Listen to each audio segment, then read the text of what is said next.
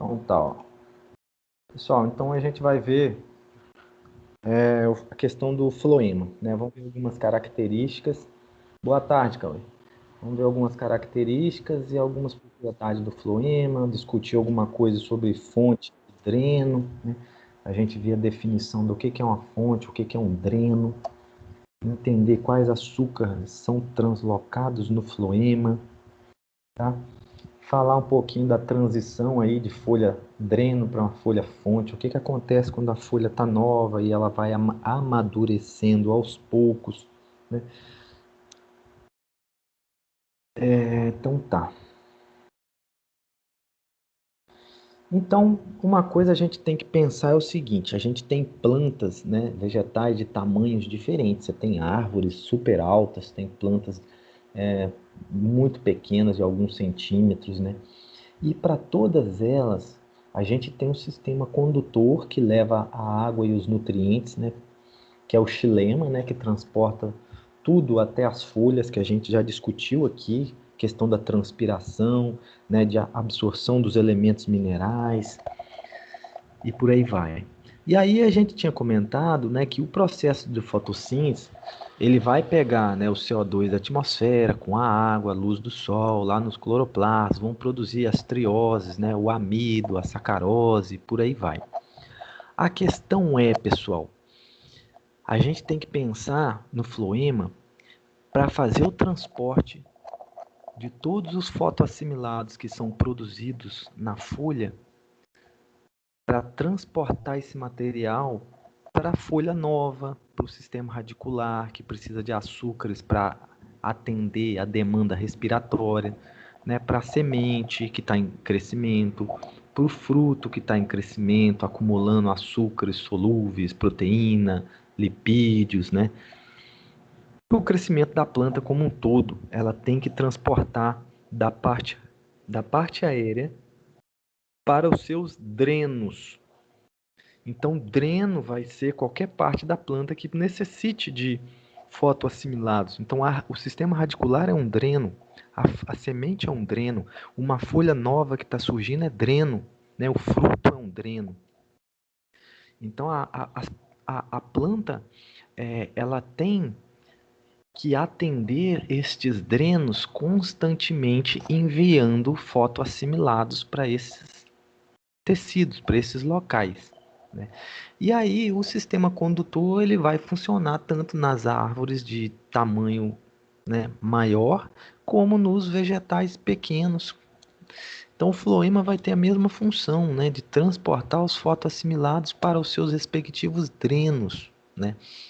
E aí uma coisa que sempre vai estar em grande quantidade nesses drenos vai ser a água e carboidratos, né? Os carboidratos e a água são os principais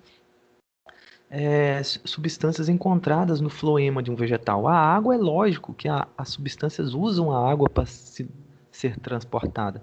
E o carboidrato, porque o carboidrato vai ser a fonte de carbono, né? Vai ser o esqueleto, vai ser as unidades de carbono que vão ser enviadas para os tecidos para serem metabolizados, armazenados, respirados e por aí vai. Então, carboidratos são os, depois da água, são principais moléculas a serem transportados no floema dos vegetais. Bom, quando a gente estuda anatomia vegetal, né, a gente vê esses vasos condutores, né, aquela questão de como que são os vasos numa raiz, como que é no caule, o que é um caule em crescimento primário, crescimento secundário, os feixes vasculares de xilema, floema, né, e por aí vai. Então essa figura que está mostrando aqui, ó, ela é um tecido vascular primário, ou seja, se você pegasse numa dicotiledônia, por exemplo, um feijão, se você esse corte aqui poderia ser no ápice de uma planta de feijão ou no ápice de um galho de uma árvore. Eu falo ápice por quê? Porque é um tecido primário que ainda está amadurecendo. Então, vocês talvez não vão lembrar, mas lá na anatomia ela discute, né, a forma dos feixes vasculares. Todo mundo já ouviu aquela historinha que para matar uma árvore é só fazer um anel em volta do tronco dela, né, retirando a casca, né? Só que isso aí você faz na parte que já está, né, madura do caule da árvore. Você não vai fazer isso lá na pontinha de um galho novo, porque lá o floema ainda não está formando a casca toda. Então a árvore ela tem uma transição de amadurecimento do ápice para a base. Né? No ápice você tem regiões mais novas que os tecidos não estão todos corretamente, não estão todos formados. Então os feixes vasculares no ápice eles têm essa aparência aqui, ó, e literalmente isso aqui é um feixe vascular, que ele apresenta floema e xilema no feixe, né? Vocês estão vendo aqui células muito maiores aqui de xilema e aqui que nem está colorido, a parte mais clara é o floema. Ele chama de floema primário porque isso ainda vai amadurecer mais. O que a gente pode ver aqui? Que os xilemas são vasos com diâmetro maior, paredes celulares mais grossas, por isso que eles usaram um corante aqui que marcou de vermelho, né, a parede celular dos vasos do xilema. Note que ele tem vaso do xilema aqui embaixo e tem um pouco em cima também que foi colorido. E os vasos do floema não coraram porque as paredes celulares deles são muito finas, não são lignificadas, não são grossas as paredes celulares do floema. Então, assim, eu vou mostrar mais algumas estruturas de anatômicas para a gente fazer essa recapitulação aqui, para a gente entender, né, onde está o floema, como que são essas células aí. Essa foto aqui vocês já viram, que é das gramíneas, né? No material da aula de carboxilação de CO2, tem esses slides lá, que eles mostram a anatomia da planta C3 e da planta C4. Só que aqui eu não quero falar de C3 e C4, eu quero chamar a atenção para quê? Se você pegar isso aqui é uma monocotiledônia, né? Uma gramínea e a cana. É o que eu já falei. Se você pegar a folha de uma gramínea, ela tem várias linhazinhas brancas na folha. Cada linha dessa é um feixe vascular que está apresentado aqui nessa figura. Tá? Tanto na de cima como na de baixo. Cada feixezinho desse é uma linhazinha daquela branquinha na folha da cana. Então, o que tem em cada linhazinha daquela? Xilema e floema. O xilema são essas células maiores, onde eu estou apontando o mouse, e o floema são as células menores. Qual que é a ideia? Qual que é a ideia, pessoal?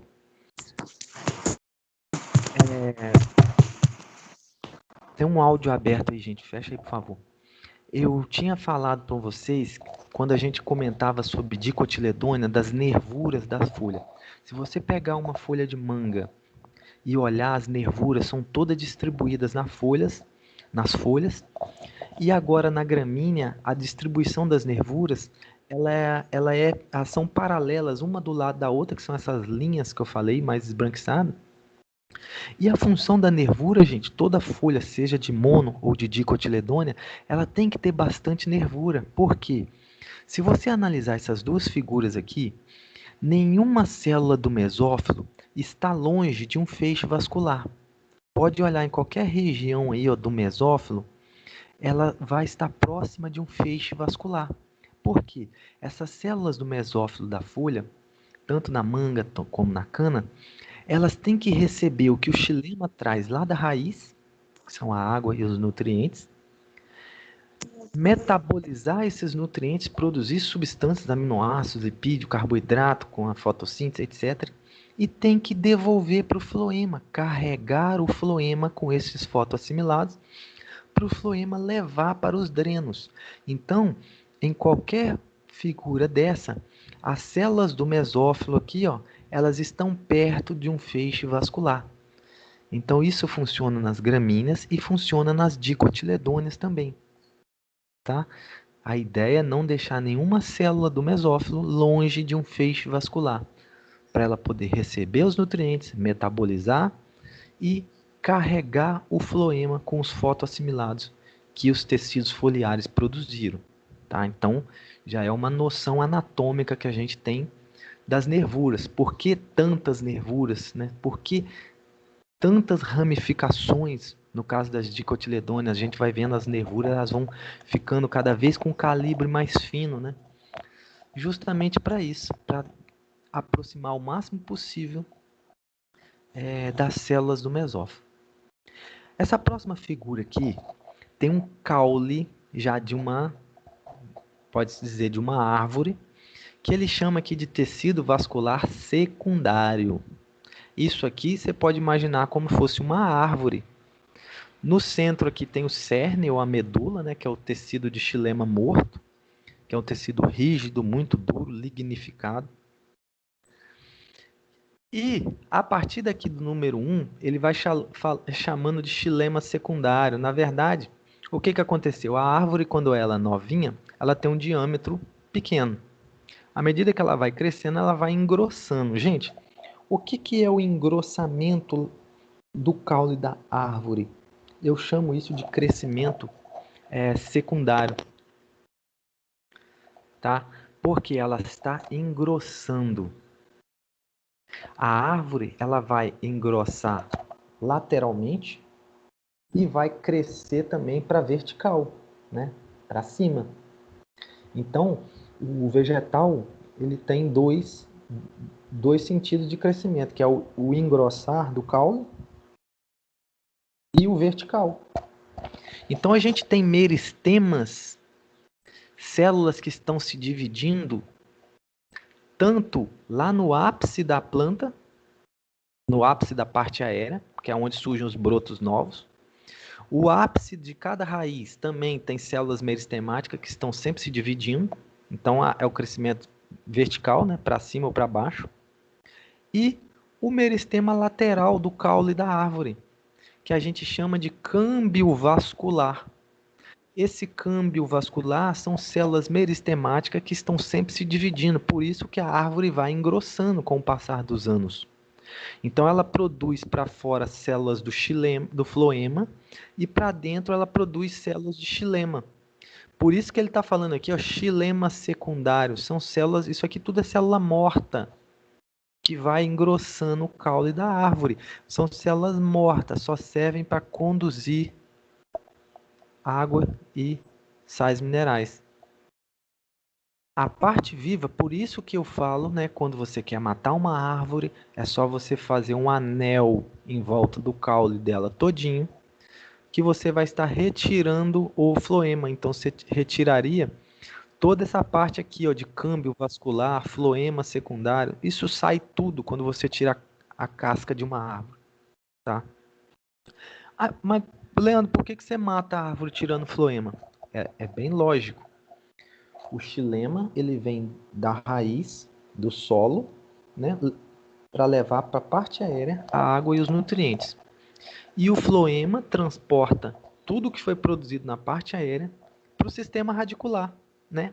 A casca da árvore vai estar passando os fotoassimilados pela casca, pelo floema. Se você corta um anel, você faz um corte no floema. Então você impede que os fotoassimilados cheguem até o sistema radicular.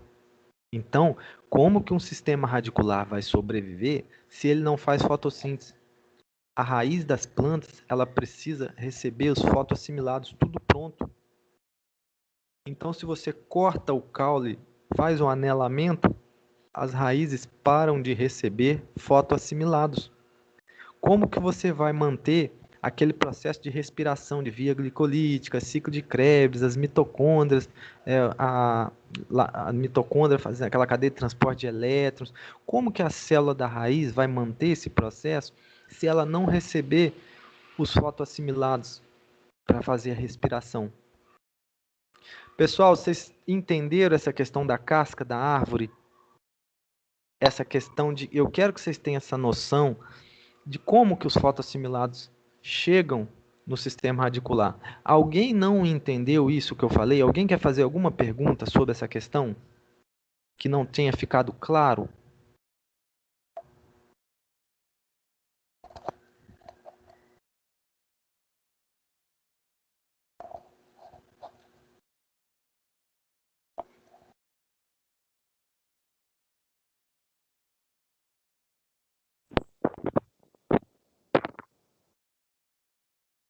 Tá, deixa eu ver se tem mais algum aqui. Ah, eu tenho mais um slide aqui, ó. Beleza. Agora tem um aqui para a gente comparar as dicotiledôneas com as monocotiledôneas. Esse caulezinho da esquerda cá no alto pode ser de uma tiririca, uma gramínea, a cana de açúcar. Quem já cortou cana? Milho, o caule da planta de milho. Você consegue, quando você quebra, corta o caule do milho, você vê os feixezinhos vasculares no caule. Se você cortar a cana também, você consegue ver no colmo da planta, no colmo mesmo da planta da cana, né, você consegue ver os feixes vasculares, que são essas bolinhas que estão apresentadas aqui, ó, na figura. Hoje com essa chuva aí, né, essa internet tá tensa também. Vamos ver aí. Mas eu tô gravando. Então, pessoal, nas gramíneas, o caule, ele é desse jeito aqui, ó. Cada feixe vascular desse tem xilema e floema, igual na folha. É a mesma coisa. Então, o sistema radicular, ele vem com xilema e floema e passa para o caule e passa para a folha. A mesma organização de feixes vasculares você tem no caule do milho e na folha, assim como para as outras gramíneas também. Beleza, Wellington? Agora, olha o caule de uma dicotiledônia que eu acabei de mostrar ali atrás. É a mesma coisa, esse daqui, ó, de baixo. O que eu tenho aqui no meio? Xilema, tem até a siglazinha XS, que é de xilema secundário, mas é xilema, tecido morto, essa parte mais escura aqui. Aqui na setinha preta ele está mostrando FS, que é o floema secundário. Então, toda essa parte mais azulzinha, mais clara, é a casca da árvore. É aquela parte que você consegue tirar facilmente de uma árvore. Agora, essa figura do alto à direita é a mesma dicotiledônia, só que quando o corte é feito mais perto do ápice do galho. No ápice do galho, a anatomia ela ainda está em feixes. Ó. Você tem floema aqui em azulzinho e tem xilema aqui, esses orifícios maiores. Ó. Só que o que acontece, gente? Você tem vários feixes, ó, sempre mais para a parte de fora. Vamos ver assim, em contato com a casca, vou dizer, você tem esses feixes. Como que essa parte aqui que é nova vai se transformar igual essa parte aqui de baixo, que já é a parte mais madura do caule? Esses feixes vasculares aqui, eles vão se unir. Eles vão se unir. Esses xilemas, tudo, eles vão se unir. Isso aqui é o ápice do galho. Quanto mais você for em direção à base de uma árvore, né, de galho mais fino para galho mais grosso, esses feixes vasculares vão tender a se unir para formar uma estrutura igual essa que está aqui embaixo na parte mais madura do caule de uma árvore. Tá? Então é puramente porque fizeram um corte no ápice do galho e outro corte mais na parte mais madura do galho de uma dicotiledônia. Mas o que eu quero trazer para vocês? Que o floema ele vai sair, né, de qualquer galho, de qualquer parte, o floema vai estar passando sempre pelo caule ali, seja ele um caule, né, o ápice de um galho ou a parte mais madura do tronco dessa planta. O floema vai estar sempre transportando os fotoassimilados da parte de cima para todos os drenos que existem, tá? Então, o, o câmbio vascular aqui, ele vai estar, são células que estão em constante divisão celular, né, o tempo todo, por isso que a gente tem árvores centenárias aí e muito grossas, com diâmetro gigante, porque essas árvores estão engrossando, é o crescimento secundário, lateral. Ela vai engrossando a vida toda. Então, é graças a esse tecido ali na casca que a árvore engrossa, né? Quanto mais velha, mais grossa ela vai ficar. Beleza. Então, essa parte de floema, ela envolve algumas características, né? Como você já sabe, o floema são células vivas, né? Aqui a gente tem uma demonstração do floema que a gente chama de elemento de tubo crivado ou célula crivada, angiosperma ou gimnosperma, tá? É só nomes diferentes. Tem algumas características diferentes, mas o princípio de funcionamento é o mesmo, tanto nas angiospermas como nas gimnospermas. Então, o que, que eles estão mostrando aqui? São células vivas e aqui eles mostram a conexão de uma célula com a outra. E essa região aqui, ó, onde tem esses poros, a gente pode verificar nessa figura aqui do lado, que a gente chama de placa crivada. Então, os vasos eles vão se conectando um ao outro através dessas placas crivadas. E eles possuem orifícios também nas laterais aqui também. Ó. Mas, por ser uma célula viva, diferente do xilema, que é célula morta, só tem parede celular no xilema, aqui no floema você tem organelas, plastídeos, algumas proteínas que a gente vai falar já já. Você tem citoplasma, né, porque é uma célula viva.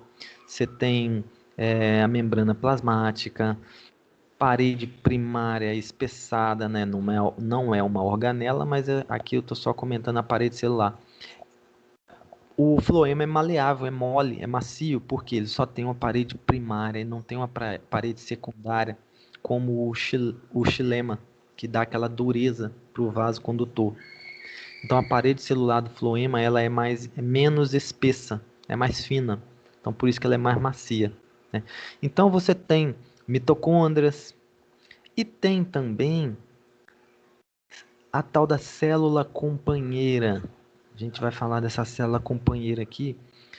No início do surgimento dos tecidos meristemáticos, no ápice de um galho, quando ele está crescendo, eu falei que tem células que se dividem ali. Uma única célula, ela dá origem à célula companheira e ao vaso do floema, tá? Então essas duas aqui vieram de uma única célula. Essa célula companheira a gente vai mostrar mais para frente que tudo que é produzido nos tecidos da folha, antes de entrar literalmente no vaso floema, tem que passar pela célula companheira. Então é a partir dela que você verifica algumas conexões aqui, ó, via plasmodesmo, permitindo a passagem dos fotoassimilados da célula companheira para a célula do floema, tá? Então, aqui você tem núcleo, mitocôndria, cloroplasto, vacúolo. Claro que se isso aqui tiver na parte mais que recebe luz, né? Na parte aérea da planta. Você não vai encontrar cloroplasto lá no sistema radicular, tá? É só para demonstrar que pode ser encontrado, dependendo da situação. Ou seja, essas células companheiras e as células do floema são células vivas que possuem a capacidade de produzir várias moléculas, vários metabólitos, tá? E elas se conectam uma com as outras, tá? Então, a gente vai ver ao longo dos assuntos aqui mais alguma coisa sobre essas células.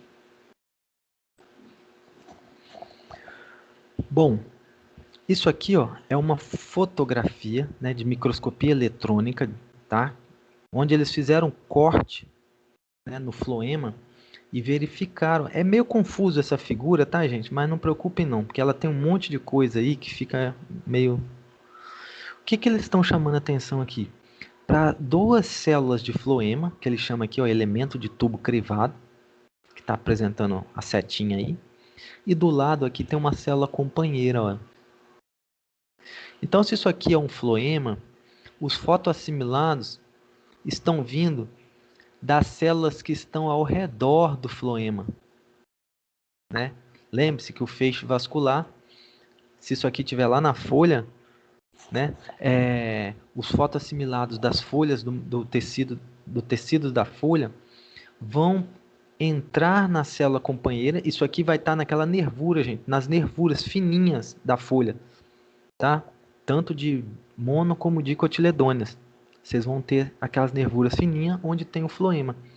Então, antes do fotoassimilado entrar no floema, ele vai passar pela célula companheira e depois passar para o floema. E aqui do lado eu deixei listado algumas organelas que são perdidas durante aquele processo de divisão celular que dá origem à célula companheira e à célula do elemento crivado, do floema.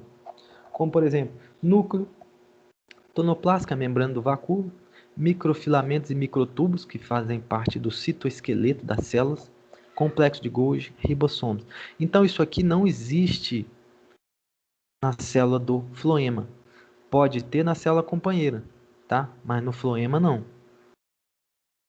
Por mais que seja uma célula viva, ela não consegue ter todas as organelas, né? E aqui, ó, é mais uma fotografia eletrônica onde eles mostram um vaso do floema conectado por plasmodesmas a um outro vaso aqui embaixo, ó.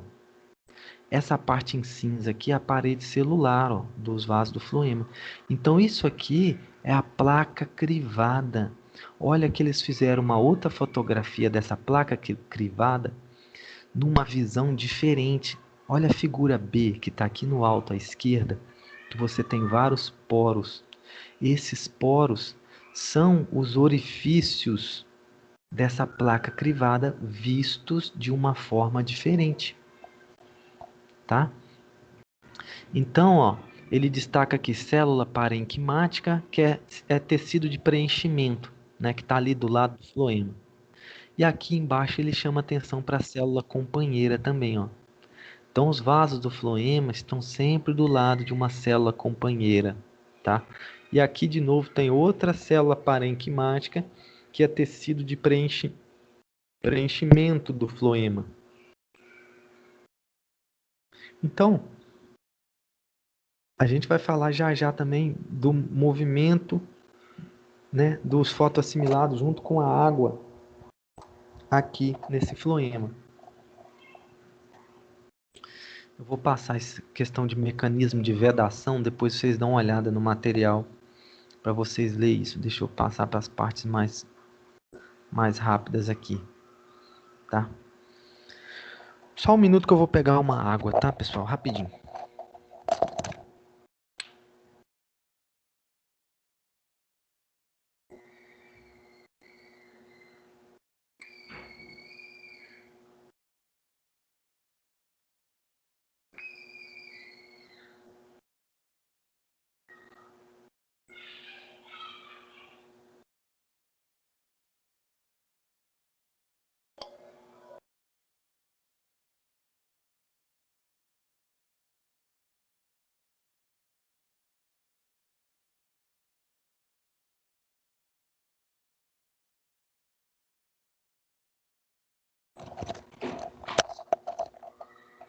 Voltei.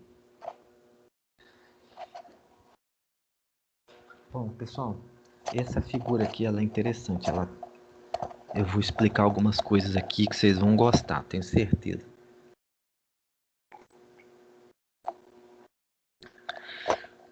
Essa aqui é a nossa planta, né? A nossa planta. O que eles fizeram aqui, ó? Marcaram de vermelho o sentido de movimento do xilema e de azul é o floema. Note que tem setinhas indicando o sentido do movimento. Então, o xilema em vermelho está saindo do sistema radicular, ele chega no caule e ele leva água e os nutrientes minerais para as folhas maduras. Ele está chamando aqui de fonte. Ó, folha madura, expandida, é uma fonte. Fonte de quê? De fotoassimilados.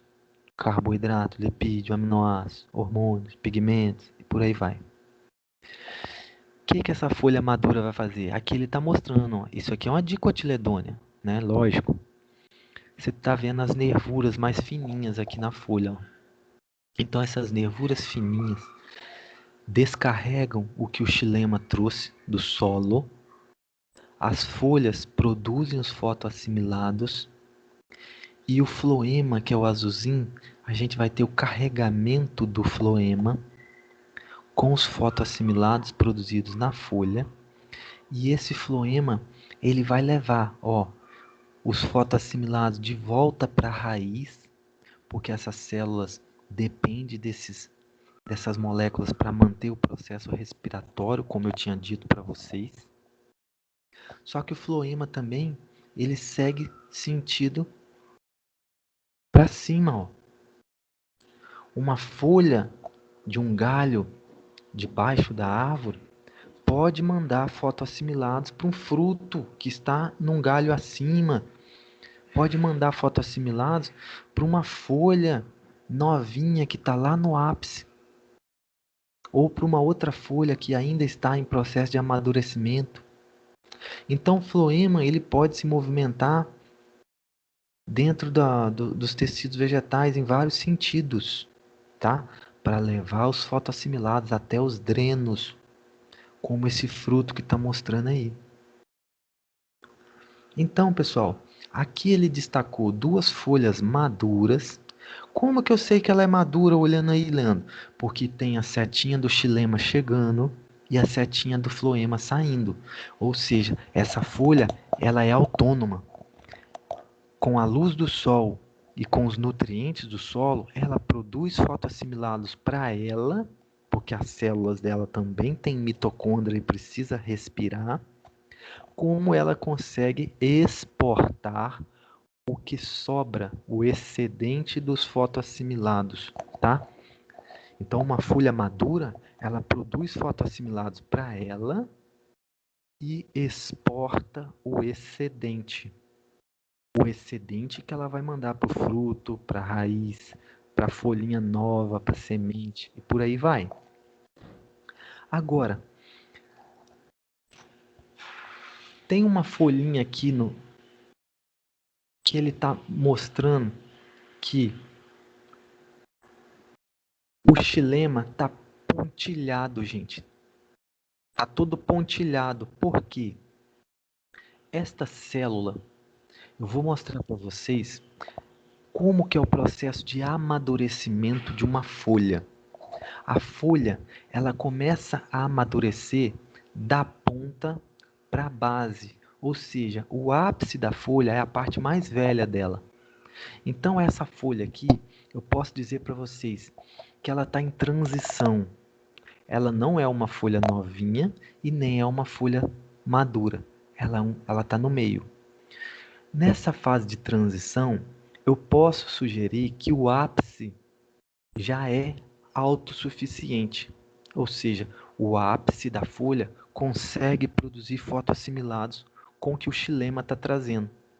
Mas a base ainda não é autossuficiente, as células não amadureceram o suficiente.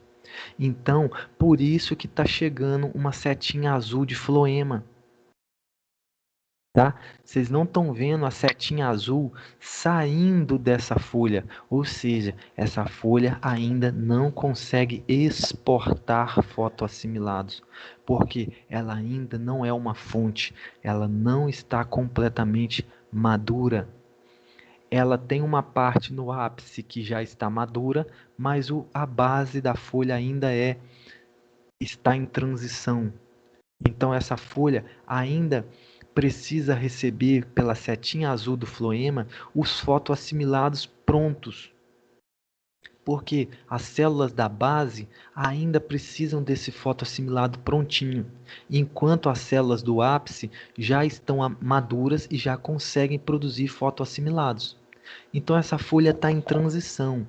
Ela vai estar madura quando ela estiver recebendo, igual essa daqui, ó, recebe o xilema, tudo que o xilema trouxe, e exporta pelo floema. Isso é uma folha madura. Então, quando eu vou para essa folhinha do ápice que está cá em cima, não tem xilema chegando nela. Lógico, essa folha acabou de surgir no meristema apical. Essa folha está em divisão celular, em expansão. Ela é um dreno. O ápice da planta é um dreno. Ele precisa que o floema carregue os fotoassimilados para lá, para ele pegar esses fotoassimilados tudo pronto e utilizar esses esqueletos de carbono para formar suas moléculas, membranas, organelas, divisão celular, expansão. Então, tanto o ápice como o fruto, como o sistema radicular são drenos. E outra coisa interessante, o meristema apical é um dreno que vai existir sempre nas plantas perenes. Agora, uma planta anual, igual o milho, o feijão, a soja, aquelas plantas que têm ciclo anual, esse ápice não é um dreno durante todo o tempo, porque a planta ela atinge o final do ciclo dela, ela morre. Agora, uma planta perene, não. Isso aqui é um dreno constante. E a planta, qualquer uma, né? Seja uma mangueira, como seja uma planta de soja, quando a planta floresce, inicia-se uma alta demanda de fotoassimilados, porque é o momento que os frutos surgem, meus amigos. E aí, esses aí são drenos fortíssimos. Por isso que tem toda essa questão que vocês vão ver de adubação, de parcelamento de adubo, época de aplicação. Ah, eu vou aplicar meu nitrogênio na época tal, tal, tal, né, um pouco antes do florescimento, para a planta poder produzir bastante fotoassimilado e transportar esses fotoassimilados para os drenos, para o fruto, para a semente do milho, para a semente da soja. Então, por isso que esse conhecimento básico de fisiologia você vai aplicar lá na frente com as culturas, né? Para cada uma vai ter o momento certo de eu fazer a aplicação de fertilizante, né? Vai ter a época do florescimento, então a época que essa planta vai ter que estar muito bem nutrida para ela conseguir encher esses drenos, né? Você ter uma boa formação de grãos ou de frutos, seja lá qual for o dreno. Até se for só parte vegetativa de folhagem mesmo. Quer ver um dreno fortíssimo? A raiz da mandioca, a batata, a beterraba, a batata doce, batata inglesa. São drenos fortíssimos que essas plantas têm. Olha a quantidade de amido que é armazenado no sistema radicular, no tubérculo, na mandioca, na beterraba, por aí vai. Da onde que surge aquilo, gente? Aquele amido todo? Foi os fotoassimilados, foi a fotossíntese produzindo e o floema translocando. Então, isso aí vocês têm que ter na cabeça.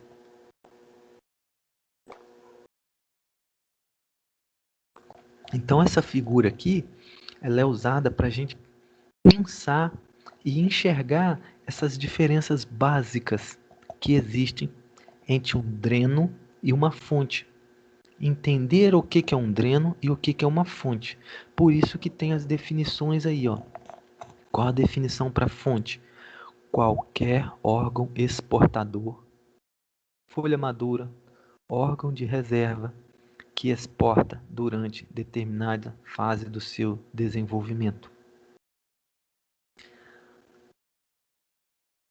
A semente da planta ela é um dreno quando ela está sendo formada, mas ela passa a ser uma fonte quando você semeia ela no solo para ela dar origem a uma nova planta. Tá? Então, a fonte pode ser qualquer parte do vegetal que exporte fotoassimilados durante determinada fase, tá? Então, da mesma forma que você usa o caule da cana para plantar, né, propagação vegetativa, da mandioca você usa as estacas também, e por aí vai. Então, são partes vegetais que passam a ser drenos, fontes, né, para poder dar origem a uma nova planta, né?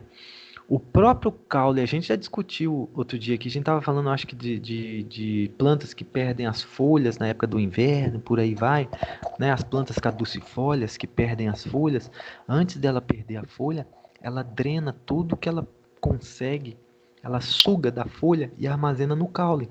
Então o caule passa a ser um local de armazenamento, de reserva, para quando chegar a época das chuvas, esse caule começar a produzir folhas e brotos novamente. Então a planta ela passa por diversas situações ao longo do seu ciclo, né, principalmente as plantas perenes, que não morrem no final do seu ciclo. Então, são coisas que a gente tem que ter clara na nossa mente.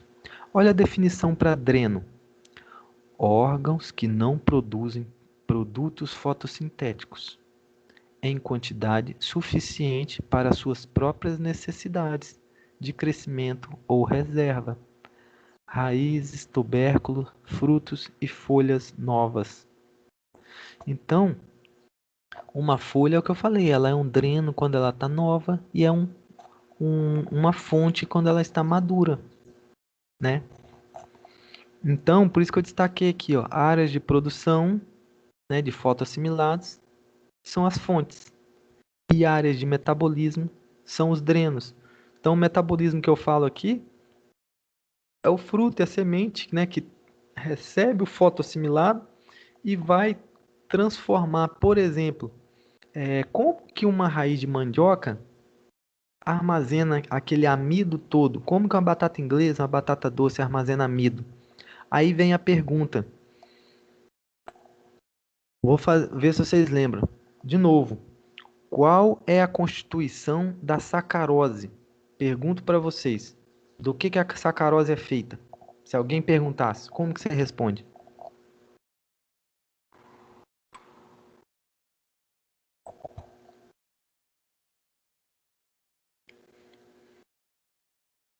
Vamos lá, gente. É rápido, direto e simples. O que é sacarose? Glicose mais alguma coisa, Nandra. Tá quase. Frutose e glicose. Aí, completou. Então pronto, ó. Você sabe que a sacarose é glicose mais frutose. E o amido que está armazenado lá na raiz da mandioca? O que é o amido?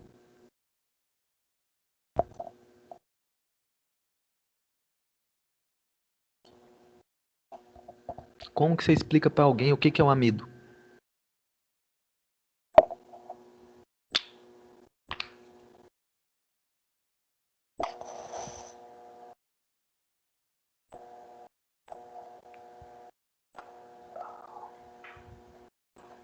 É bom até que eu descanso minha garganta esperando vocês responder.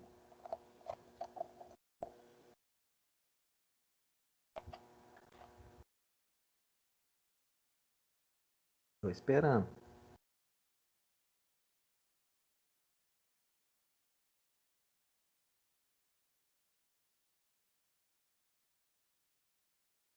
É um carboidrato, a Caroline colocou, a zaína é um carboidrato formado por glicose, né? Reserva de energia, tudo isso está certo. Mas a constituição é glicose, né? Então vocês têm que saber que o amido é glicose. Isso aí não é. Isso aí, Caroline. Glicose. Né? Então, por que eu estou perguntando isso? A sacarose não é glicose mais frutose? E o amido é glicose. Então, gente, o que aconteceu aí nesse meio de campo aí?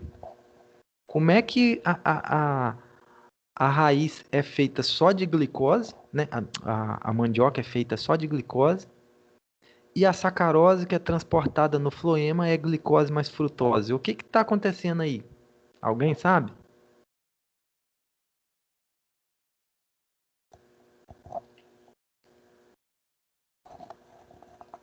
A sacarose é glicose e frutose. E a mandioca é só glicose, não amido. Então tem um trem aí que tá meio descarrilhado aí, que eu não tô sabendo.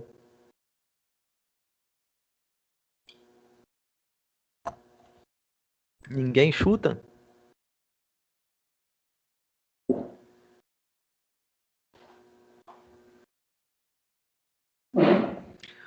O que que os cachaceiros vão no hospital tomar quando tá tudo cheio do álcool? Muita gente vai no hospital tomar na veia. Glicose, aí ó, Caroline já foi a primeira a responder, ó, glicose. Não vou nem fazer a pergunta aqui, quem que já tomou glicose no hospital, porque senão vai ser um alvoroço. Então, pessoal, por que que eu tô brincando com isso? Porque a gente, os animais, a gente transporta glicose no sangue, mas o vegetal, o sistema condutor, que é o floema, ele não aceita transportar glicose. Porque no caso da planta, a glicose, por exemplo, se a planta colocasse aqui nessa folha madura glicose no floema, durante o percurso, a glicose ia se reagir com outras moléculas e não ia chegar lá no dreno somente como glicose. Ela vai se ligar a alguma coisa e vai bagunçar o coreto do trem. Resumindo, é isso. Ah, mas por que que então transporta sacarose? Não é só sacarose, tem outros açúcares também, a tal da estaquiose, verbascose. Mas por que a sacarose? Sempre fala muito em sacarose, porque a sacarose é o carboidrato translocado em maior quantidade, muito maior quantidade do que qualquer outro. Por isso que a gente fala muito da sacarose.